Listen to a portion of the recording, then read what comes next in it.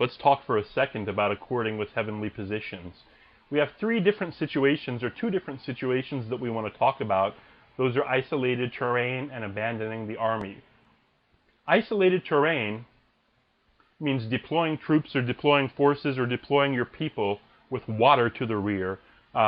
Basically, that means deploying them with no escape route.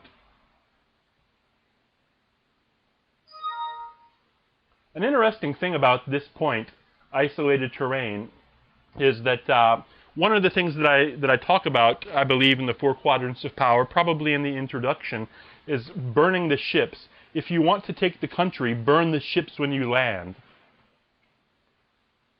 It goes back to this sort of gun to the head scenario. If you had a desire to get $1 million, you probably wouldn't be able to get that $1 million. But if somebody told you your mother needed an operation, needed some type of surgery, needed some type of treatment that was going to cost $1 million, and if you didn't get $1 million within 6 months, she would definitely die. And she would die painfully, and she would die suffering in a very tragic way. The odds of you being able to get that $1 million within 6 months increase exponentially, don't they?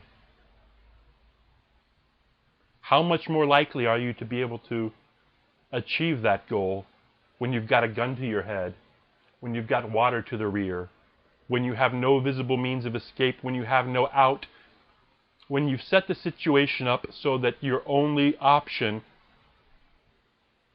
is victory or death?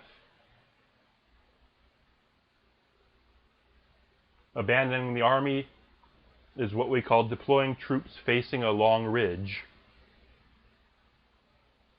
Finally, the Yellow Emperor said that superstition is inferior to your own real knowledge.